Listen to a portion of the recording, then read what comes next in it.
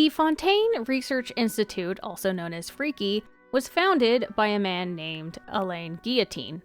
Now, 400 years ago, he created energy blocks derived from the power of Pneuma Ousia annihilation reactions. The system of Arche is the energy source that powers the mecha around Fontaine, and it's also a new gameplay mechanic. And this single frame of dialogue has led me down a wild rabbit hole. So disclaimer, lots of speculation following. Something has bothered me, and it's the term annihilation reactions. I've previously discussed this term in my video on the Narzissenkreuz of Fontaine. So basically, Narzissenkreuz gives you these notes written by Rene, a great child genius researcher from Fontaine seeking to transcend beyond mortality. And Rene is somehow linked to Alain Guillotin and Freaky himself. In a lost page, Rene specifically uses the term annihilation reaction, and the general theme of his notes is studying this annihilation reaction between Khvarena and presumably abyssal power. Basically, Khvarena and abyssal power are more similar to each other than elemental energy. In fact, Rene considers them a higher order than elemental energy and can rewrite the rules. Abyssal energy is corruptive, Khvarena is purifying, and they're explicitly opposing. Rene also compares Khvarena to the power of a crystal he found at some point, and given the nature of Khvarena in repelling abyssal energy, I personally assume Rene saw a celestial nail. Now, tuck this last bit away in your brain for now. So Rene's research notes have left me wondering, how intentional is the usage of the term annihilation reaction? Perhaps it's just a term Rene knows from his association with Alain and Freaky, and Rene is just repurposing it to describe this newly discovered opposing reaction.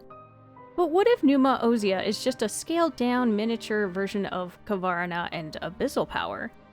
It's said to be a phenomenon local to Fontaine, but on the other hand, Rene somehow could have also just brought this back to Fontaine. But I'm inclined to think it's not as local as we're led to believe.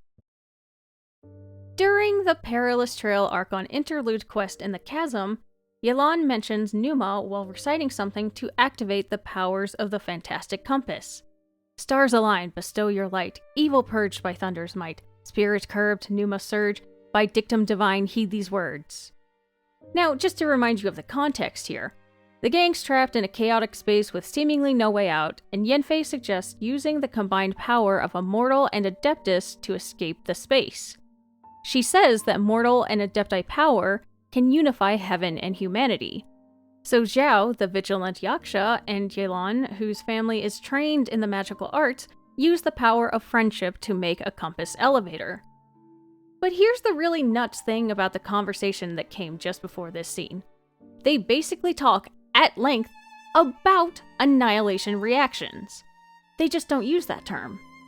Let me explain.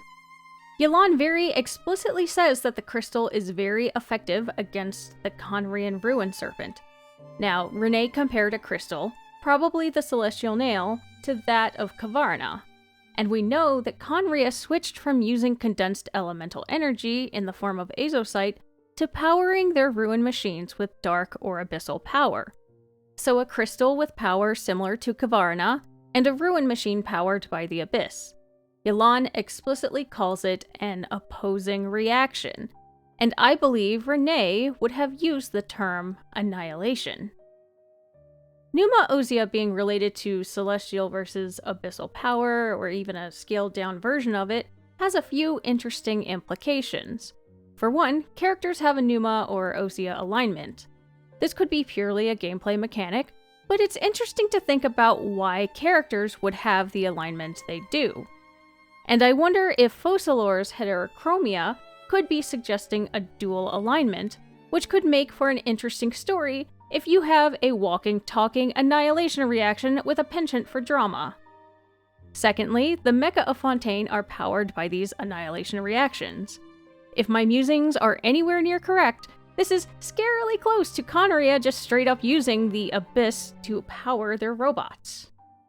And lastly, it still isn't quite clear to me how or even if Arche, consisting of Pneuma or Ousia, is related to Indemnitium? which is the energy source derived from the Oratrice while it's making judgments.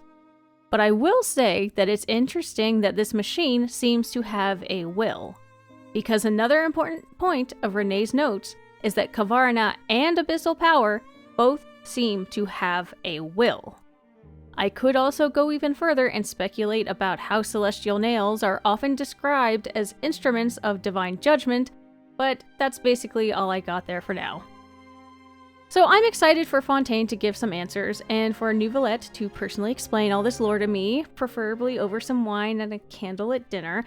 But there's one last thing I wanted to touch on, and it's not so much about Fontaine. In the Chasm interlude, Traveler also talks about the opposing reaction and ponders if the reaction somehow delayed the awakening of the space. Well, we know that celestial nails can repel forbidden knowledge, and the oozing concretions are just semi-neutralized forms of forbidden knowledge. So this could imply the space has a little bit of abyssal flavor. As a refresher, so the gang is trapped in this very, very weird space. Time seems frozen or moving differently, as people aren't hungry, don't get tired, or they get really tired, and they have no concept of how much time has passed. And there's also a mysterious Enkanomiya-style door, which if you walk in, you see your greatest fear. Everyone keeps saying how, wow, it's a super coincidence, we all turned up here at the same time, that's so weird, guys. But we know the thing about coincidences. There are no coincidences in the world. Later, the conversation gets to the point of recognizing that the space seems to have a consciousness of its own, and it's dangerous. Yanfei points out that there seems to be no way they would have been able to find or hear Zhao. In this chaotic space, normal time and logic don't apply, so this space wanted us to hear it. Zhao's voice was bait, as was the Door of Fears. Zhao goes on to say that it's not out to murder, but seems to want to consume souls. But it doesn't seem like a mindless, hungry monster. Our opponent is very clever. But we never got clarification on who this opponent is. So we're in a chaotic time-space in the Chasm with Enka-style architecture, whose awakening may have been delayed by an abyss-repelling crystal, and the opponent may be a higher power who can control really strong spatial magic and also read our minds and create illusions. This being, then, could be a god. Or maybe only just a sinner. Now, here's another mini crack theory. It's explained that the Chasm was closed because of a wish-granting crystal, which drove miners mad. In a quest, the Traveler and Paimon identify this as the crystal they found with Zhichong, basically the celestial nail, or specifically one of its fragments. But wouldn't it be so funny if this was an incredibly small but incredibly misleading red herring? Imagine the miner was actually referring to the sinner, and Traveler and Paimon just assumed he was talking about another glowing rock in the Chasm? I mean, think about it. The illusory ghost kid was playing with rift hounds, and aren't delusions and illusions and desires and fears really just two sides of the same coin?